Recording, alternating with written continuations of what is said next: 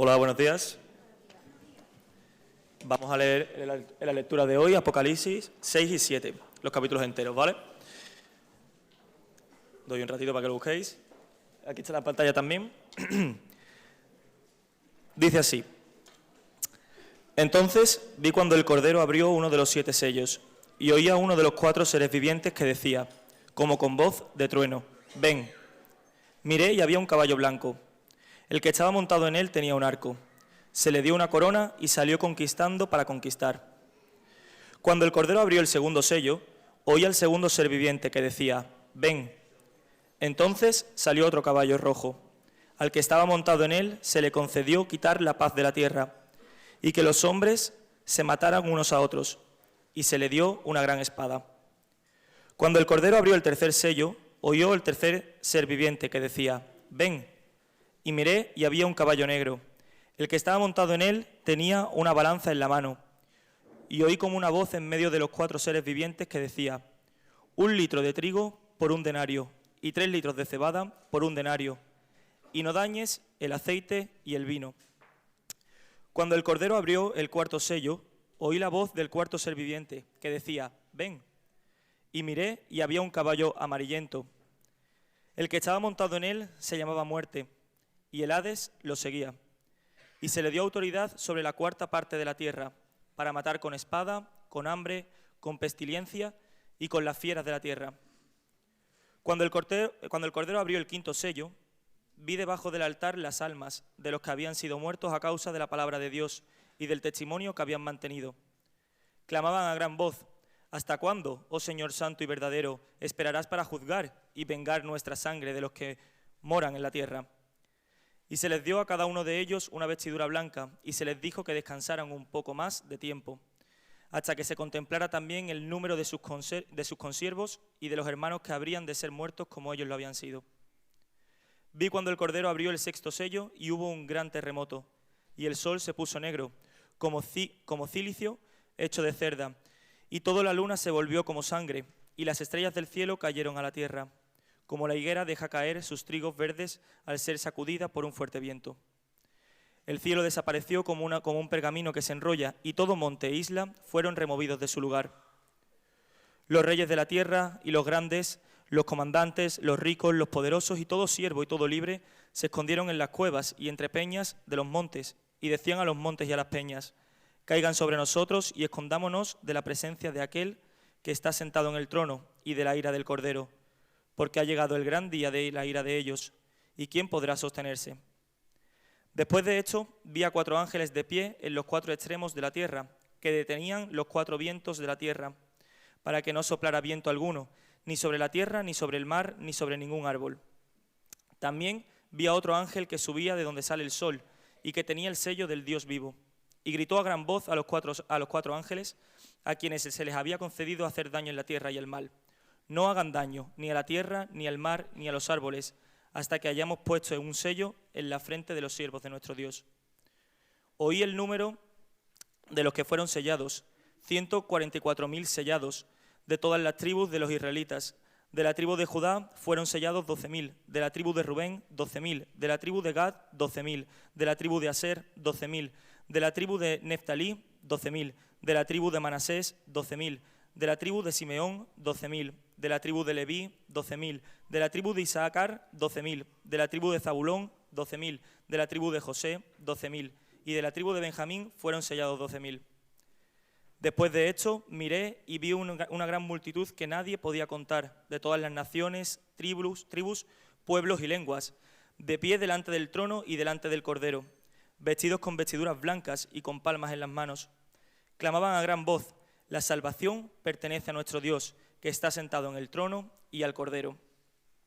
Todos los ángeles estaban de pie alrededor del trono y alrededor de los ancianos y de los 4 seres vivientes. Estos cayeron sobre sus rostros delante del trono y adoraron a Dios, diciendo: Amén. La bendición, la gloria, la sabiduría, la acción de gracias, el honor, el poder y la fortaleza sean a nuestro Dios por los siglos de los siglos. Amén. Uno de los ancianos habló diciéndome: Estos que están vestidos con vestiduras blancas, ¿quiénes son y de dónde han venido? Y le respondí: Señor mío, usted lo sabe. Y él me dijo: Estos son los que vienen de la gran tribulación y han lavado sus vestiduras y las han emblanquecido en la sangre del Cordero. Por eso están delante del trono de Dios y le sirven día y noche en su templo. Y aquel que está sentado en el trono extenderá su tabernáculo sobre ellos. Ya no tendrán hambre ni sed, ni el sol les hará daño, ni ninguna calor abrasador, pues el Cordero que está en medio del trono los pastoreará y los guiará a manantiales de agua de vida, y Dios enjugará toda lágrima de sus ojos. Vamos a orar. Te damos gracias, Padre, por una nueva oportunidad, Señor, que tenemos de estar aquí, Padre, en comunidad, alabándote, Señor, sirviéndote, aprendiendo de ti, Señor. Te damos gracias porque es un privilegio, Señor, el poder escuchar de tu palabra, Señor, el poder recibir lo que tienes preparado para nosotros cada mañana, Señor. Te damos gracias porque tú nos cuidas, Señor, nos guías, incluso en momentos de tribulación, Padre. Te quiero pedir ahora, Señor, que tú conoces la situación personal de cada uno, Señor. Te pido que tú nos des un corazón dispuesto ahora mismo, Señor, que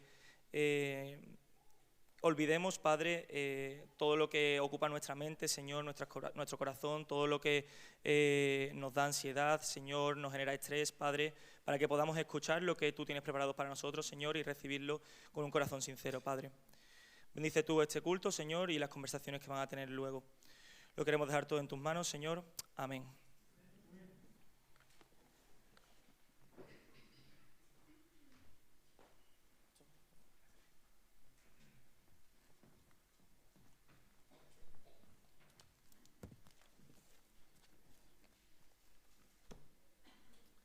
Buenos días a todos.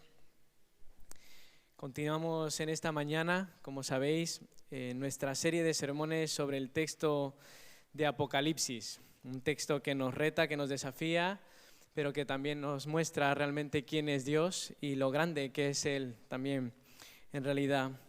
Y por eso me gustaría empezar esta mañana el sermón volviendo a recordar un poco lo que nos comentó Alberto al inicio de esta serie, ¿no? ¿De qué trata realmente el libro de Apocalipsis? Como nos dijo bien Alberto, lo que nos enseña la Biblia está lejos de ser la bola de cristal de los cristianos, ¿no? A veces algunos han visto Apocalipsis como un libro críptico, algo enigmático que uno tiene que ir resolviendo, ¿no? A medida que va investigando, a modo Indiana Jones, ¿no? ¿Qué quiere decirnos, ¿no? sobre el futuro este texto? Pero como hemos dicho, el Apocalipsis claramente no trata de esto. Tampoco es un libro de religión para intimidar a los infieles o para meter miedo a los niños y a las niñas o a las personas mayores, asustarlas, ¿no? Sino que es todo lo contrario, realmente. El libro de Apocalipsis es un libro que trata sobre la esperanza. Es un libro que llena nuestra mente con imágenes de la victoria del bien sobre el mal. Por supuesto, Apocalipsis puede ser un libro radical para muchos de nosotros, como he hablado con algunos que habéis escuchado los sermones. Y es que Apocalipsis nos ayuda a salir de la ambigüedad moral de este mundo. En este mundo muchas veces es difícil discernir o distinguir qué es lo bueno y qué es lo malo. La realidad del mal nos llega a tal punto que nos cuesta a veces saber realmente en qué hemos de fiarnos, en qué hemos de confiar nuestras vidas. Pero Apocalipsis nos muestra claramente el mal. Nos hace un retrato, como veremos hoy, claro de qué es el mal y quién es el malo de la película. Pero también, y esta es la parte que me gustaría que hoy pudiésemos quedarnos en esta mañana de este texto que nos ha leído Pablo, también nos muestra una imagen nítida, una imagen sin atisbo de distorsión del bien. Apocalipsis nos da una imagen radiante y gloriosa de la bondad y del amor del Dios de la Biblia. Hoy hay muchos niños y niñas aquí y hoy también, como siempre, me dirigiré a vosotros en esta mañana. Y quiero deciros en primer lugar a los niños y las niñas que están aquí que la Biblia nos habla de Dios, del amor de Dios, de ese Dios que es amor, en el que creen los cristianos, y lo hace de muchas formas. En la Biblia Dios nos regaló historias para hablarnos de su poder y de su sabiduría para cambiar nuestras historias, nuestras vidas y unirnos a la gran historia de salvación. Dios también, como a lo mejor habéis leído en la Biblia, también nos regaló poesía. Nos regaló poesía para hablarnos de su belleza y recordarnos que el arte, la música que nos gusta, la naturaleza que nos sorprende, de lo que nos habla, es de esa gloria que tiene Jesús, de la verdadera belleza que hay en Él. Dios también nos regaló cartas, epístolas, le llaman los adultos, para hablarnos de su verdad en cada instante de la vida. La verdad que nos confronta como nos confronta un buen amigo que nos conoce y nos envía un WhatsApp para decirnos la verdad y recordarnos que Él está allí cada día para nosotros, pase lo que pase. Pero para el final de la Biblia, niños y niñas, Dios dejó lo mejor, lo que más le gusta a los niños. Dios nos dejó un libro de dibujos. Dios nos regaló los dibujos, las imágenes de Apocalipsis, para llenar nuestra imaginación con su esperanza. Por eso los primeros cristianos no llamaron Apocalipsis, el fin de los tiempos, a este libro, sino que le llamaron la revelación. Revelation, tienen los que hablan inglés en sus Biblias esta mañana. Y es que Apocalipsis es la revelación de quién es realmente Jesús y de cómo Él cuida a su pueblo, a su iglesia.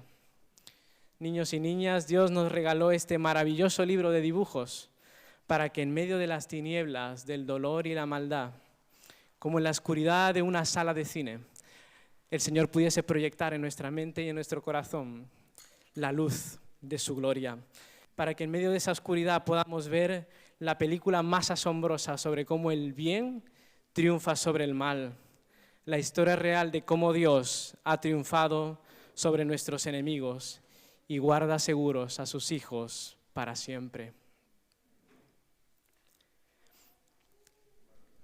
¿Qué nos enseña Dios concretamente de las imágenes de estos dos capítulos en Apocalipsis? Lo que vamos a ver hoy en esta mañana es que en el día de la ira del Cordero, Dios guarda y trae consuelo a su pueblo, a los que el Cordero ha sellado, ha vestido y ha limpiado con su sangre. Ya sabemos por lo que hemos visto en otros pasajes anteriores que Jesús es el Cordero inmolado, que Jesús es ese Cordero que vemos en Apocalipsis. Lo que no estamos acostumbrados y que nos sorprende a muchos de nosotros de este pasaje es que este Jesús, este Cordero, dice el versículo 16 del capítulo 6, ¿qué es lo que tiene? Lo que tiene es ira. Apocalipsis nos muestra un Jesús al que estamos poco acostumbrados a ver. Un Jesús que nos incomoda a muchos de nosotros, porque no es ese Jesús que vemos en las películas y en las series, ¿no? El Jesús que vemos en esos sitios es un hombre casi de peluche, ¿no? Muy bonachón, sonriendo siempre, que parece que en cualquier momento te va a pedir que le des un chicle, ¿no? Un hombre muy banal, ¿no? Y muy así, pero el Jesús que nos muestra Apocalipsis es el Cordero que tiene autoridad sobre el mal y juzga con ira la injusticia. Por tanto, la pregunta no es si Dios puede tener o no tener ira, sino contra qué se enciende la ira de Dios. En este pasaje lo que enciende la ira de Dios, como podéis ver, es la sangre derramada de los mártires, de aquellos que han sido fieles al testimonio de Dios y que por eso han muerto, han sido asesinados y torturados, como nos dejan escritos muchos relatos de la historia. La ira tiene su lugar en la santidad de Dios, sobre todo cuando sus hijos sufren injusticia. En 1 Samuel 11, ¿no? Vemos a Saúl que escucha el llanto del pueblo de Israel, el pueblo de Dios. Escucha ese llanto y dice que el Espíritu de Dios vino sobre Saúl. Y lo que despertó en Saúl no fue simplemente sorpresa, no fue tranquilidad, no dijo, bueno, no pasa nada, Dios hará algo, sino que fue ira. Dice que Saúl se encendió en ira por causa de esta amenaza contra el pueblo de Dios y su llanto. Por ello vemos que esto no contradice, la ira de Dios no contradice la realidad de que Dios es amor, sino todo lo contrario, la reafirma realmente.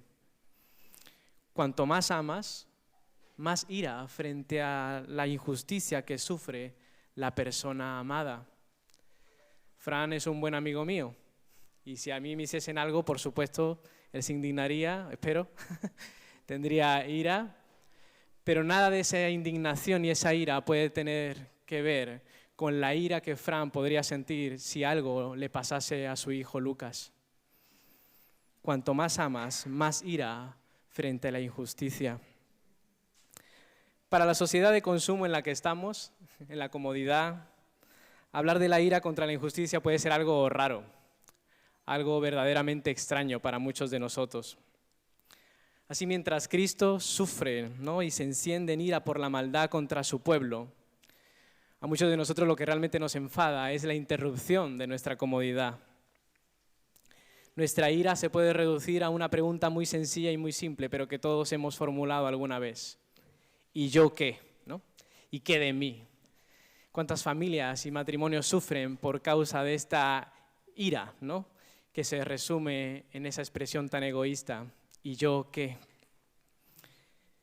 Sin embargo, esta pasividad, esta aparente tranquilidad del consumismo y del individualismo frente a la injusticia, como vemos en este pasaje esta mañana, tiene sus días contados. Tarde o temprano, siempre termina con el día de la ira. Y así lo vemos a lo largo de la historia. Cada cierto tiempo hay unos que empiezan a tener cierto poder, cierta comodidad, empiezan a disfrutar a base y a costa de otros y empiezan a no mirar el mal como es realmente. Empiezan a estar tranquilos, con poca ira. Pero de repente, cada cierto tiempo también hay gente que se enciende con ira, porque el Señor ha escrito su ley en nuestros corazones y tarde o temprano sabemos que lo que está mal tiene que ser castigado, tiene que terminar. Me sorprendía el año pasado al leer las estadísticas del CIS sobre la visión de la juventud, de los jóvenes, sobre la política. Y salió en muchos diarios que decían que casi un 30% de los jóvenes españoles de 18 a 24 años considera que la democracia es menos preferible que otras formas de gobierno. Frente al dogma de la bondad humana, parece que mucha gente joven en nuestro país empieza a considerar que hay verdadero mal y que ese mal hay que acabarlo, hay que castigarlo. Nuestros jóvenes empiezan a enfadarse. Parece que estamos cansados del relativismo moral, de la corrupción, de la injusticia de nuestros gobiernos. Muchos anhelan mano dura y claridad moral en nuestra sociedad. Y su sentimiento es coherente y comprensible a la luz de lo que nos dice el Señor sobre la ira del Cordero. Pero la cuestión con la que nos desafía Apocalipsis es ¿qué haremos al respecto con esa ira? ¿Quién queremos que reine al final? Es la pregunta de Apocalipsis.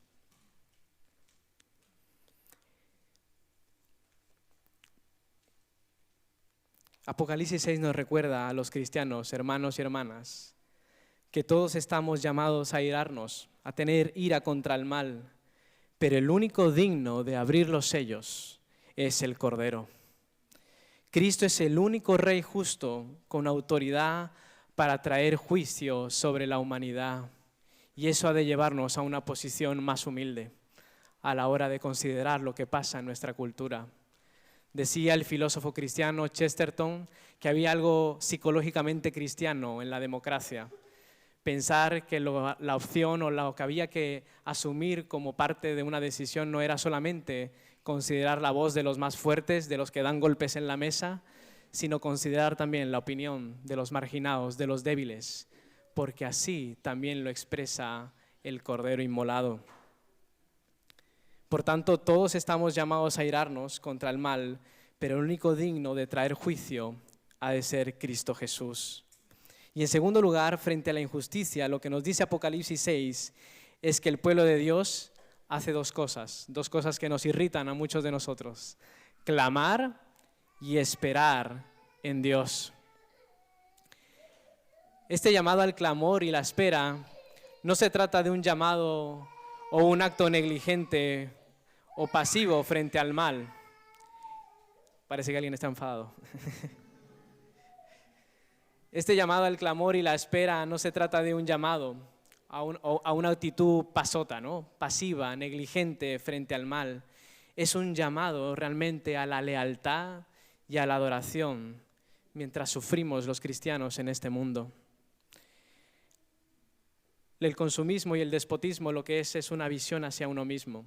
Es considerar que en nosotros está la justicia, está ese golpe en la mesa que necesita este mundo. Adorar y ser leal al Cordero es salir de nosotros y mirar y clamar al Señor. La adoración cristiana no tiene tanto que ver con rituales contemplativos o con una serenidad que niega la realidad dolorosa de este mundo, sino con una actitud emocionalmente sincera, dirigida a nuestro Dios. Y así lo vemos claramente en este pasaje. Lo leemos ahí, vamos a leerlo juntos en el versículo 9 y 10. ¿Qué es lo que hace el pueblo de Dios cuando ve y sufre la injusticia de este mundo? Dice, cuando abrió el quinto sello el Cordero, dice Juan, vi bajo el altar las almas de los que habían sido muertos por causa de la palabra de Dios y por el testimonio que tenían. Y clamaban a gran voz diciendo, ¿hasta cuándo, Señor santo y verdadero, no juzgas y vengas nuestra sangre en los que moran en la tierra? ¿Hasta cuándo, Señor santo y verdadero? Esa ha de ser nuestra oración en esta mañana. Pero algo que nos llama la atención rápidamente de este pasaje es ver desde dónde están clamando estos mártires, estos que han sido muertos por causa del Evangelio. Y vemos ahí que es bajo el altar. En Levítico 4 nos dice que esa parte bajo el altar era el velo del santuario. Y era en ese velo donde se esparcía la sangre de la ofrenda por el pecado del pueblo. Es en ese lugar donde se echaba la sangre del animal sacrificado que limpiaba la impureza del pueblo de Dios. Y es ahí la visión que nos da Juan, la que nos quiere mostrar cómo es el clamor del pueblo de Dios. Los santos en esta imagen claman desesperadamente a Dios desde una posición privilegiada, cerca de Dios en el altar, pero también de humillación, ese lugar donde se esparce la sangre. Esto, por supuesto, no quiere decir que los sacrificios de los mártires les haya puesto en ese lugar. Ha sido por la gracia de Dios que ellos están en ese lugar de honra con el Cordero. Lo que nos quiere aquí decir el Señor en esta imagen poderosa del sacrificio es que la iglesia está llamada a imitar el patrón del Cordero inmolado. No tomar la justicia por nuestra mano, evitar la venganza, las actitudes reaccionarias con lo que nos parece injusto a la luz de la palabra. Y en segundo lugar, ser fieles, clamar a Dios, hermanos y hermanas, en medio de la humillación de este mundo.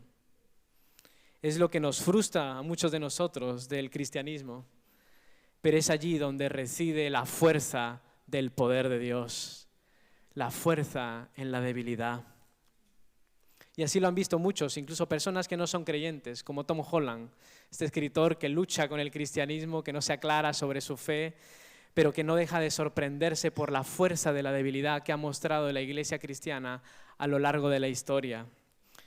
Y esto es lo que dice en su libro Dominio sobre la historia del cristianismo. Dice, ser cristiano es creer que Dios se hizo hombre y sufrió una muerte tan terrible como la peor que haya sufrido un mortal.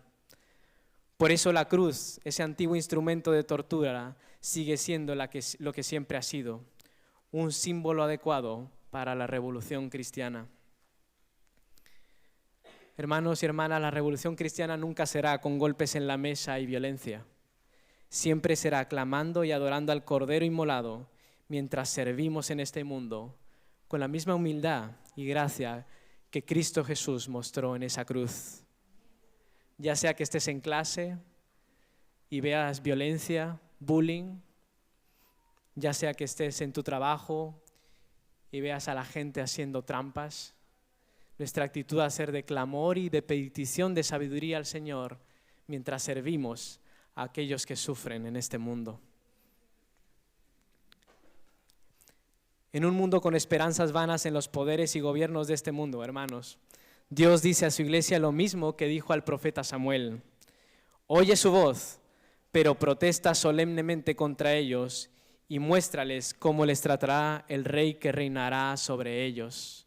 Ese es nuestro llamado en esta mañana, mostrar la bondad y la grandeza del rey que viene pronto frente a los reyes injustos de este mundo. Niños y niñas, ser parte del equipo de Jesús a veces es difícil, muy difícil. A veces es tan difícil que parece que hemos perdido el partido. En este mundo a veces los malos ganan y los tramposos triunfan. Sin embargo, escucha la dulce voz de Jesús en esta mañana que dice que Él ha ganado el partido por goleada. Apocalipsis nos muestra que podemos confiar en Él y llevarlo nuestro enfado, nuestra frustración, nuestra tristeza a ese Cordero que sufrió la injusticia de la cruz y que comprende tu enfado, tu tristeza y tu dolor.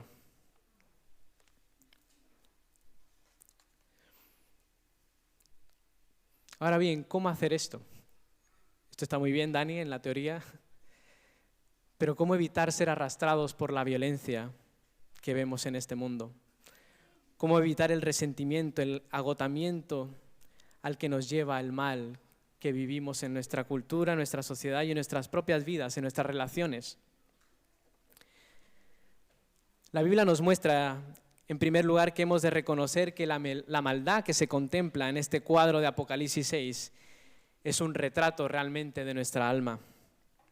Este ejército de jinetes y caballos que vemos al principio de Apocalipsis 6 es realmente, de lo que nos habla realmente es de un conflicto interno en el corazón de cada uno de nosotros. Dice el apóstol Santiago en el capítulo 4, versículo 1, ¿de dónde vienen las guerras y los pleitos entre vosotros? ¿No es de vuestras pasiones las cuales combaten en vuestros miembros? Frente al dogma de la bondad humana, lo que vemos en estos pasajes de Apocalipsis es la tensión a la que nos lleva nuestro anhelo de justicia. Y es que, hermanos y hermanas, todos los que estáis aquí, hemos de considerar a la luz del Apocalipsis que para acabar con el mal en este mundo, la realidad, la dura realidad, es que tendríamos que acabar con nosotros mismos. Como vemos en esos primeros versículos en el capítulo 6, mucho del mal que vemos en estos pasajes nos es familiar, tremendamente familiar. La espada de los conflictos que habla de nuestras envidias, la balanza desequilibrada del hambre en el mundo, donde unos apenas tienen que comer, como nos dice allí, y otros pueden permitirse aceite y vino, ¿no? Los grandes lujos de la época en la que Juan escribe este texto. Por tanto, de lo que nos está hablando este caballo que arrasa con las cosechas es de nuestra avaricia también y de nuestra codicia. Aquí no vemos clamor ni adoración, sino un desequilibrio total entre los poderes de este mundo.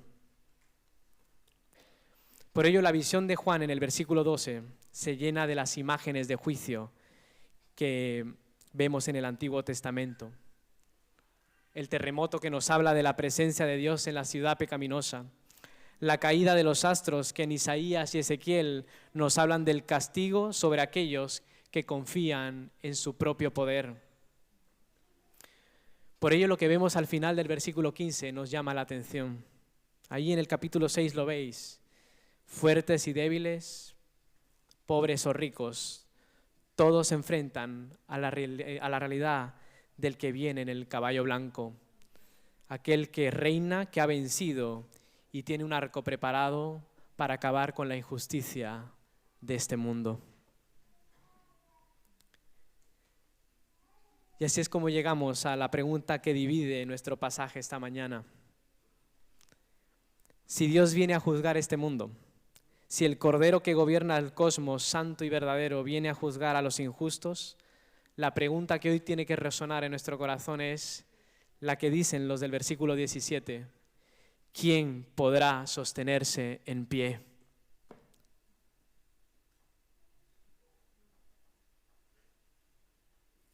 ¿Quién podrá sostenerse en pie frente a la justicia del Cordero?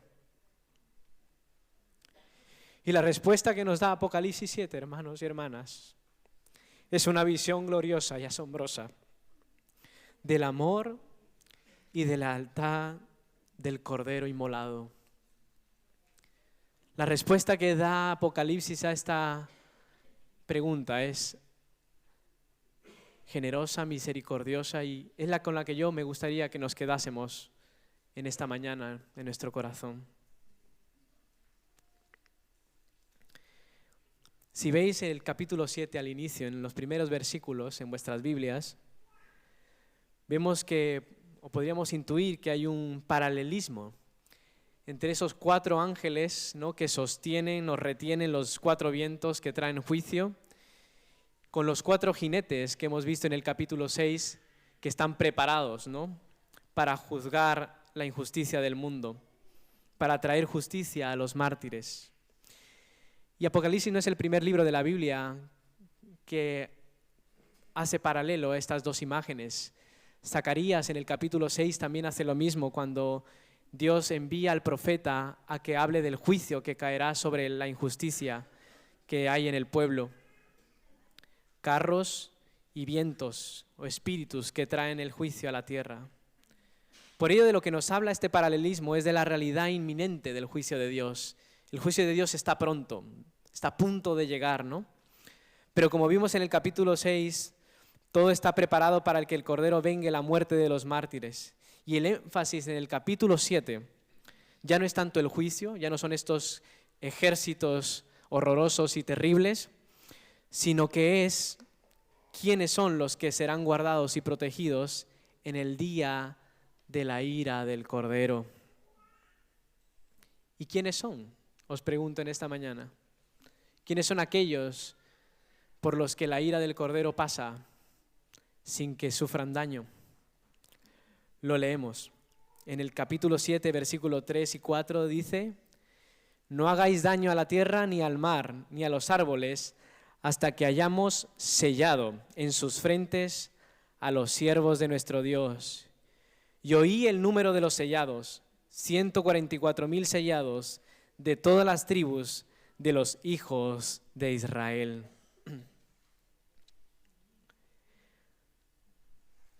Y aquí es donde este libro que nos habla de la unidad que trae la sangre de Cristo acaba por dispersarse, ¿no?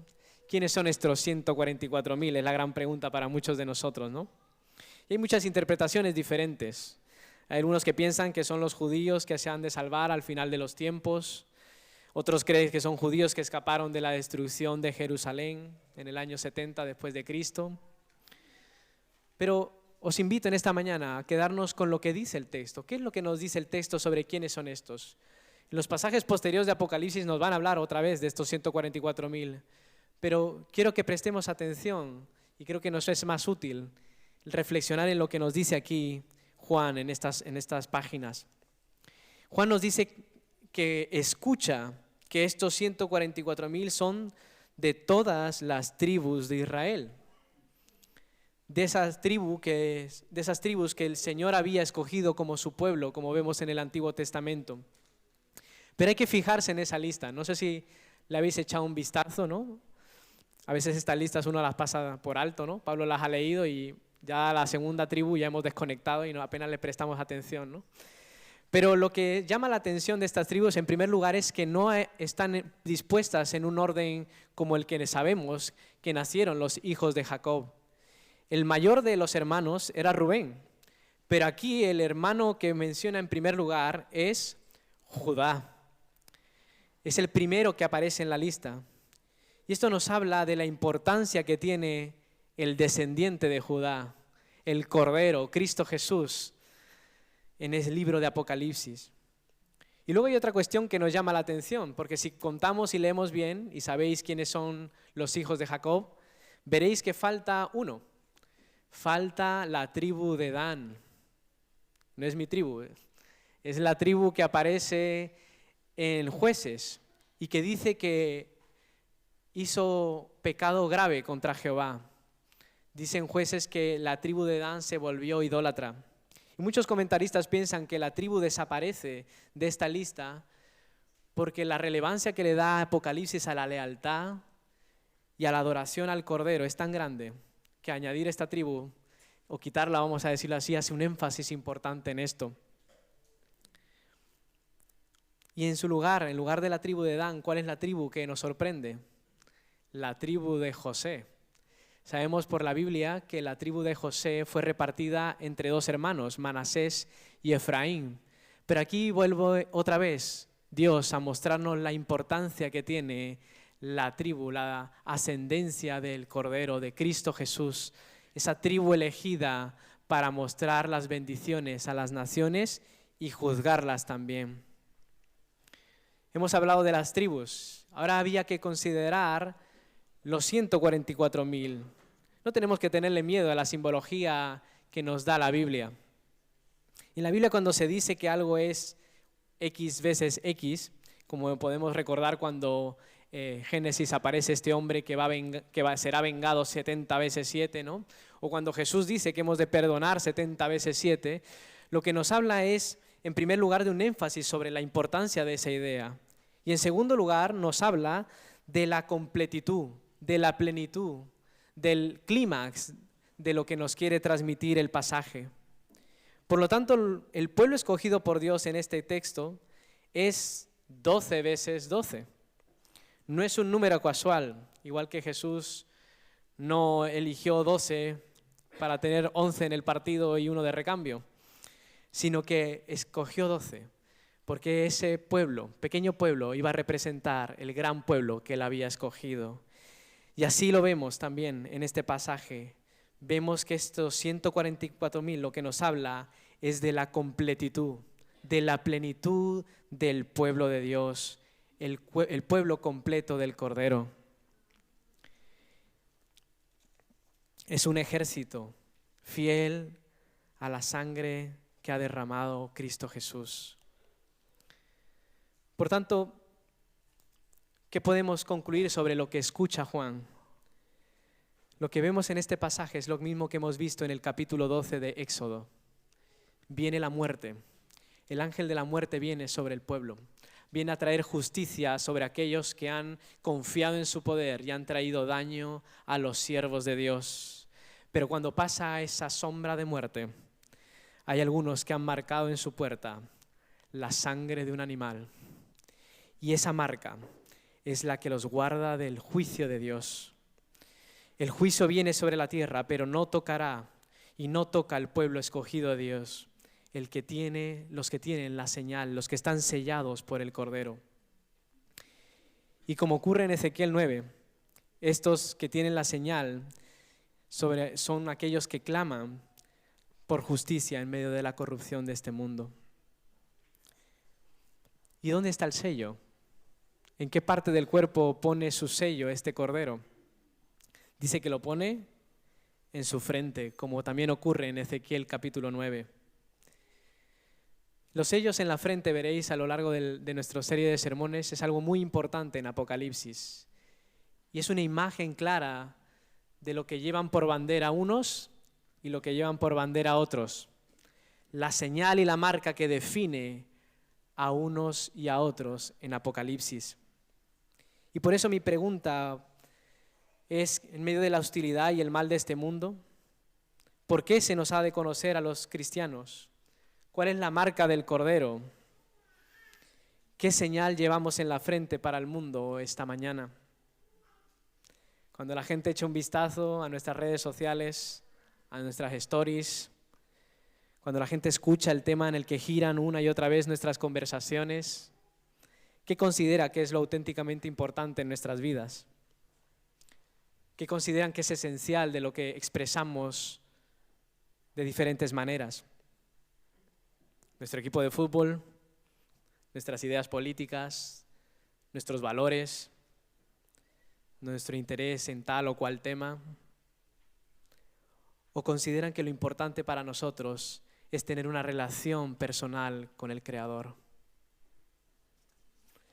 Hermanos, no digo esto esta mañana para que mañana todos compartamos en Facebook, en Instagram, en versículos bíblicos o una cruz en el perfil, sino para que podamos pedirle en humildad al Señor que Él nos ayude a mostrar al mundo que somos suyos. Para que el mundo sepa que no nos pertenecemos a nosotros mismos, sino que debemos nuestra vida a aquel que nos ha salvado. Oremos al Señor que Él nos permita ser valientes y llevar en la frente su huella, el carácter del Cordero, diga lo que digan los demás, recordando que lo sorprendente no es que le hayamos elegido y conocido a Él, sino que Él nos escogió y nos ha dado a conocer su nombre. Que el Cordero nos escogió y nos conoce. Oremos para que el mundo sepa que Cristo ha sellado nuestro corazón con su amor y su verdad. Juan escucha que son 144,000 los que llevan el sello del Cordero. Pero ¿qué es lo que mira? ¿Qué es lo que mira Juan cuando ve a estos 144,000? Lo leemos en el versículo 9 y 10. Después de esto miré, y he aquí una gran multitud, la cual nadie podía contar, de todas naciones y tribus y pueblos y lenguas que estaban delante del trono y en la presencia del Cordero, vestidos de ropas blancas y con palmas en las manos, y clamaban a gran voz diciendo: la salvación pertenece a nuestro Dios, que está sentado en el trono, y al Cordero. Amén. Una gran multitud de todas las naciones. Es difícil realmente pensar que estos 144 se trata de un grupo étnico concreto o de un número reducido de elegidos, ¿no? O como algunas religiones han considerado, algunos que tienen como un pase VIP en el cielo, mientras otros estamos aquí en la tierra con el segundo plato, ¿no? Lo que vemos aquí es lo que dice José de Segovia. La multitud de los 144,000 es una visión de la generosidad de nuestro Cordero inmolado, la bondad y la gracia que Dios ha tenido con este mundo. Este número y esta imagen de las multitudes, de lo que nos habla, es que los hijos de Dios no solo son los hijos de Abraham y de Jacob, sino aquellos que Cristo ha vestido y lavado con su preciosa sangre. Estas multitudes que adoran a Dios nos hablan de la gracia y la paciencia de Dios con los injustos, quien hace esperar a los mártires. Esa imagen potente que vemos en esta mañana, de esa gente que ha muerto por causa de Cristo y que cuando le preguntan al Señor, ¿hasta cuándo? ¿Hasta cuándo vas a vengar nuestra sangre? El Señor lo que le muestra a Juan es una multitud de gente que se sigue sumando cada día y que nos ha de hacer considerar que si Dios no ha venido a juzgar este mundo, es porque Él quiere que más gente como tú y como yo podamos conocer al Cordero, que podamos servirle y vivir a la luz de su palabra y de su verdad. Hermanos y hermanas, esa debe ser nuestra actitud frente al mundo. Los discípulos pedían fuego del cielo, que cayese ya cuanto antes, pero aquí el Cordero dice: esperad, descansad un poco más, mientras más personas vienen al conocimiento del Cordero. Por tanto, ¿quiénes son los que se sostendrán en pie frente al Cordero el día de su ira? La pregunta que teníamos hoy, que divide este pasaje. ¿Quiénes son los que se sostendrán en pie frente el día que Dios juzgue la maldad? Según Apocalipsis 6 y 7. Lo vemos en el versículo 14, cuando Juan pregunta, ¿no? Le preguntan: ¿quiénes son estos? ¿Qué dice el versículo 14? Dice: estos son los que han salido de la gran tribulación y han lavado sus ropas y las han emblanquecido en la sangre del Cordero. Hermanos y hermanas, en la presencia de Dios ya no habrá fuertes o débiles, pobres o ricos, religiosos y no religiosos. En la presencia del Cordero, los que estarán son aquellos que han sido sellados, vestidos y limpiados en la sangre del Cordero. Niños y niñas, En el equipo de Jesús no están los más fuertes. En su selección, en su plantilla, no juegan los que están seguros de todo, los que se portan bien siempre, los que siempre marcan un gol en la vida espiritual. En el equipo de Jesús están los que han reconocido que estaban en el equipo perdedor y le piden a Él estar en el equipo ganador, en el equipo del Cordero. La imagen, niños y niñas, que Jesús nos da en esta mañana es increíble. Sabéis que los jugadores de fútbol, cuando termina el partido, se intercambian las camisetas, ¿no? Como un gesto de cordialidad. Pero Jesús en esta mañana te invita a algo verdaderamente sorprendente, a ti y a mí. Jesús te invita a intercambiar tu camiseta antes de que acabe el partido. Él fue despojado, le quitaron la mejor equipación, la ropa del ganador, fue arrancada de él en la cruz de Jesús. ¿Para qué? Para darte a ti y a mí una ropa limpia, una ropa sin mancha. En la cruz Jesús se quitó la camiseta para que tú lleves la camiseta del equipo ganador. Dios desea que formes parte de su equipo y disfrutes de su triunfo al final. Que tú también disfrutes y goces de los beneficios y del gran banquete que Él tiene para sus hijos. Qué diferente, ¿verdad? Es esta imagen de Apocalipsis con la imagen que muchos hemos tenido mucho tiempo sobre este libro. Frente a la realidad de un final catastrófico, un apocalíptico, en el que vives desesperado, ¿no? Pensando en que todo un día saldrá a la luz, que un día estarás desnudo ante Dios y que Él pondrá en evidencia toda tu maldad y todo lo que has hecho, todos tus secretos. Como Adán y Eva, ¿no? Tras desobedecer a Dios en el Edén. Y al verse desnudos tuvieron vergüenza, sufrieron. Qué distinto es el libro de Apocalipsis, que nos dibuja un cuadro muy distinto y nos recuerda que el Cordero ha cubierto la desnudez y la vergüenza de su pueblo. No importa lo que hayas hecho, no importa el mal que le has hecho a Dios o el mal que le has hecho a los demás.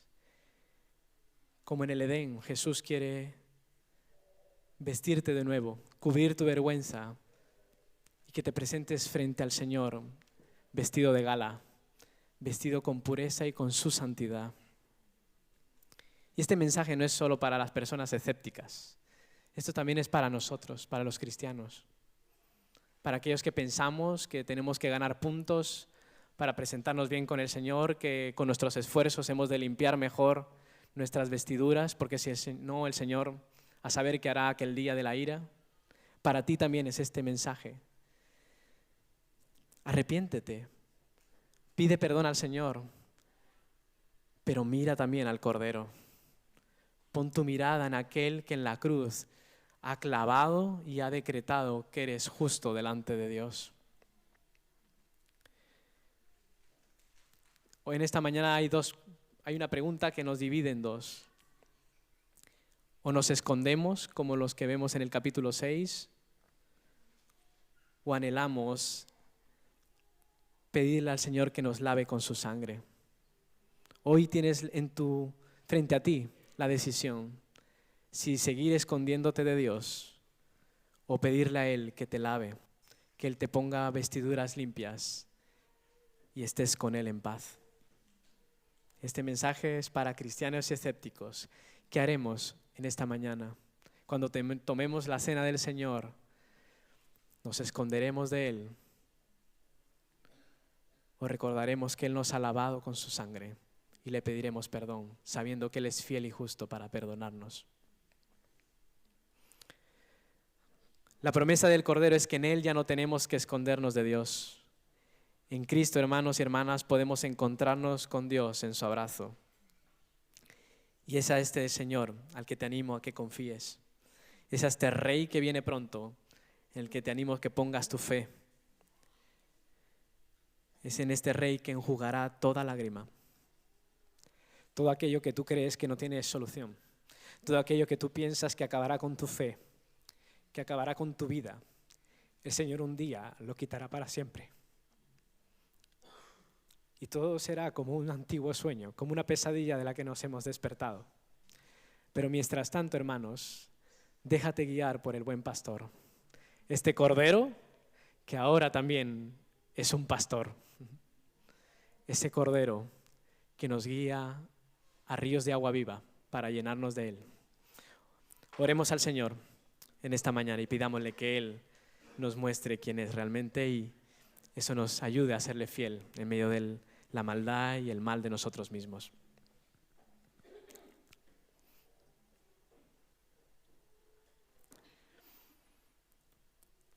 Gracias, Padre, por esta mañana. Gracias, Señor, porque nos has mostrado una imagen poderosa y gloriosa de quién eres tú, Señor. Gracias, Padre, porque hoy hemos visto que a pesar del mal, Señor, tú tienes control también sobre el mal. Tú lo has limitado, Señor. Tu Hijo, el Cordero, que ha muerto en la cruz, ha vencido a la muerte y a Satanás. Y el mal ya no está incontrolado. Tú lo tienes sujeto, Señor, para traer justicia a este mundo. Ayúdanos, Señor, a poder considerar tu justicia y tu santidad, Padre. Y pedirte perdón, Señor. Pedirte perdón, Padre, por tomar a la ligera tu palabra, por no haber considerado seriamente la ley de tu Hijo. Y perdónanos, Señor, en el nombre del Cordero de Dios. Te pedimos, Señor, que tú nos laves con su sangre, que tú nos purifiques, Señor, y nos ayudes, porque nuestra fe es débil, Padre. Vemos la maldad en este mundo, vemos nuestro pecado y pensamos, Señor, que no estaremos entre tus escogidos. Nuestro corazón se debilita, Señor, y pensamos que esta historia termina sin nosotros. Pero, Padre, ayúdanos a considerar la belleza y la gloria del Cordero y que podamos, Señor, por medio de tu Espíritu clamar, Señor, para ser testimonio y fieles aquí en Sevilla, Señor. Que podamos ser fieles a tu palabra, Padre, no a cualquier cosa, sino que podamos mostrar al mundo que hemos sido sellados y asegurados por la sangre del Cordero. Gracias, Señor, por habernos limpiado. Gracias porque hoy podemos levantar nuestras manos y adorar al Cordero mientras servimos en este mundo, Señor. Gracias porque si estamos en esta iglesia, porque si somos cristianos, Señor, no ha sido por nuestras grandes reflexiones teológicas, no ha sido por nuestros rituales religiosos, sino, Padre, ha sido porque el Cordero ha vencido en la cruz y ha tomado a los suyos y los que Él tiene seguros, nadie los podrá arrebatar. Gracias, Señor, por esa promesa tan grande en Él. Y, Padre, también en esta mañana, para terminar, quiero pedirte por los 3 países más perseguidos, en los que los cristianos son más perseguidos, Padre. Te pedimos, Señor, que tú obres en Corea del Norte. Señor, trae tu justicia a este país, Señor, que puedan conocerte sus dirigentes, que puedan clamar a ti este pueblo, Señor, y convertirse de sus pecados. Pero sobre todo, Señor, que tú traigas paz y gozo a los coreanos, Señor. Padre, que tu pueblo que es fiel ahí, Señor, tú lo guardes y lo cuides. Y puedan recordar que el Cordero ha vencido y que tú los tienes sujetos en tu mano, Padre. Te pedimos, Señor, por los cristianos en Somalia. Padre, guarda a nuestros hermanos de los grupos terroristas, Señor, de la gente que ha venido a quemar sus iglesias, Señor, a perseguirles. Y, Señor, que tú los cuides y los guardes mientras son fieles a tu palabra. Que la imagen gloriosa del Cordero que viene pronto les inspire, Señor, a ser fieles a ti. Te pido, Padre, por nuestros hermanos cristianos en Yemen.